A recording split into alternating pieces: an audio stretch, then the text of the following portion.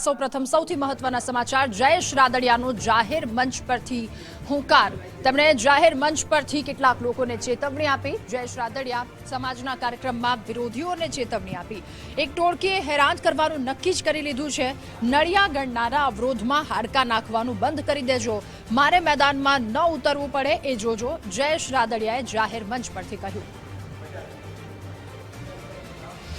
મુશ્કેલી ખામી અમારી રહી જતી હશે જો કરી છે એટલે રે બાકી નથી કરવું એનાથી કઈ નથી થતું એવા નડિયા ગણવા વાળા જે લોકો છે ને મારે આ જાહેર મંચ ઉપરથી કદાચ કેવું ન જોઈએ પણ ના છૂટકે કેવું પડે છે કે એ સારું કામ કરવાના પ્રયત્નો કરતા હોય એમને અવરોધમાં હાડકા નાખવાનું બંધ કરી દેજો નકર તાકાતથી સમાજનું નેતૃત્વ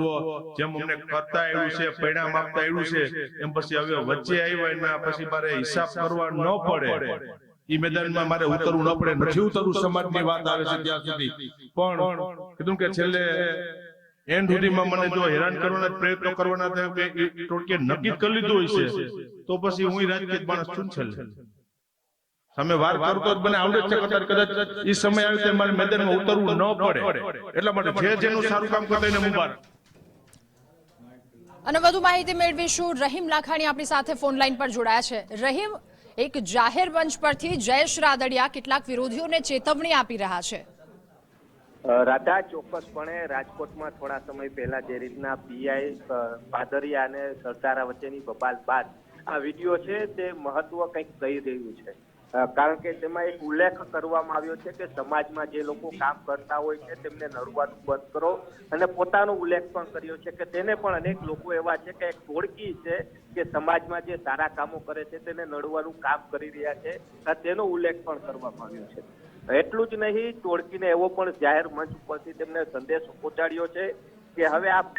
સારું છે સમાજમાં જે લોકો સારા કામ કરે છે તેને નડવાનું બંધ કરો નહીં તો પછી મારે પણ મેદાનમાં ઉતરવું પડશે કારણ કે એક ઉલ્લેખ એવો પણ આવ્યો છે કે રાજકીય નેતાઓ એટલે કોઈ રાજકીય નેતાઓ છે કે જે આખા સમાજને વિખવાદમાં ફેરવવા માંગે છે પાટીદાર સમાજને તેને આ સંદેશો આપવામાં આવ્યો છે અને કહી રહ્યા છે કે હું પણ રાજકીય જ વ્યક્તિ છું કે મને મેદાનમાં ને રાજકારણ રમતા પણ આવડે છે કે કેવી રીતના લોકોને હેરાન તમે કરી રહ્યા છો એટલે કહી શકાય કે મોટો સંદેશો છે જયેશ રાદડિયા દ્વારા જાહેર મંચ પરથી આપવામાં આવ્યો છે અને અનેક લોકોને પણ આ સંદેશો પહોંચી પણ ગયો છે કારણ કે જે રીતના સમાજની અંદર બે ફાટા કરવાના તૈયારીઓ થઈ રહ્યા છે ને તેને લઈને એ જ વચ્ચે આ જયેશ રાદડિયાનો જે વિડીયો સામે આવ્યો છે વિઠ્ઠલ રાદડિયાની જે પ્રતિમા છે તેમનું અનાવરણ હતું તે દરમિયાન જેતપુરના થાણા કલોલ ખાતે આ નિવેદન છે તે જાહેર મંચ પરથી આપી છે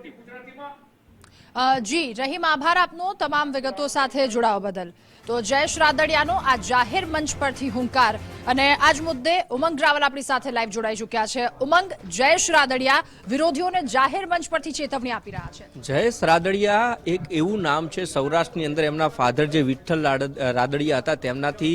અને એના બાદ તેઓ રાજકારણમાં આવ્યા ધારાસભ્ય બન્યા મંત્રી પદ પણ ભોગવી ચૂક્યા છે સમાજ કલ્યાણ માટે અનેક કામો છે વિઠ્ઠલ રાદડિયા થકી પણ કરવામાં આવે છે અને જયેશ રાદડિયા થકી પણ કરવામાં આવી રહ્યા છે દીકરીઓના કલ્યાણની વાત હોય તો કે મોટું સંકુલ જે છે એ પણ જયેશ રાદડિયા છે ચલાવી રહ્યા છે પરંતુ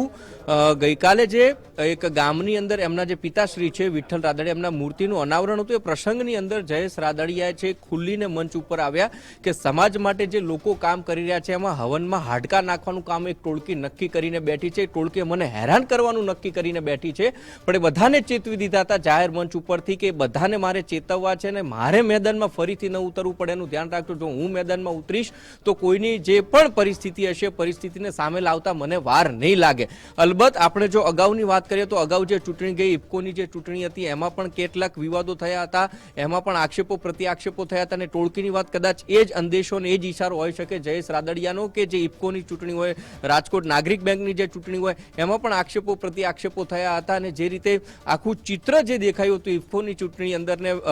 મેન્ડેટ મળ્યા વગર જયેશ રાદડિયા ઉભા રહ્યા હતા ત્યારબાદ તેઓ જીતીને આવ્યા બધી જ ઘટનાઓ સામે આવી હતી ને એ સમયે પણ ક્યાંક એમ હતું કે જયેશ રાદડિયાની સામે કેટલાક સમાજના અથવા તો રાજકીય પક્ષના જે લોકો છે એમની ક્યાંક અવગણના થતી હોય અથવા તો એમને હેરાન કરવાના પ્રયત્નો થઈ રહ્યા અથવા તો એમની સામે પડ્યા હોય એ પ્રકારના ચિત્ર સામે આવી રહ્યા હતા. પરંતુ ગઈકાલે જે એમણે નિવેદન આપ્યું નિવેદનથી સ્પષ્ટ થાય છે એક રાજકારણ પણ જે ધારાસભ્ય વિસ્તાર જે છે એમનું એમાં ગરમાયું છે. કારણ કે જયેશ રાદડિયા આજકાલથી નહીં ઘણા સમયથી તેઓ સમાજ હિતના કામ કરી રહ્યા છે અને એના માટે ધારાસભ્ય બનીને આવ્યા છે અને એના માટે ક્યાંક સમાજના કેટલાક લોકો અથવા તો રાજકીય લોકોને એમની જે વગ વધી રહી છે વગ ન વધે એટલે જયેશ રાદડિયાએ ખૂબ મોટી ચેતવણી એમના વિરોધીઓને આપી છે કે હવે હવનમાં હાડકા નાખવાનું બંધ કરજો. જો હું મેદાને આવ્યો અને ફરીથી જો મારે ઉતરવાનું થશે મેદાનની અંદર તો જે હશે તેને એ જ પ્રકારનો અને એ જ એની જ ભાષામાં જવાબ મળશે. રાધા જી ઉમંગ, આભાર આપનો તમામ વિગતો સાથે જોડાવા બદલ.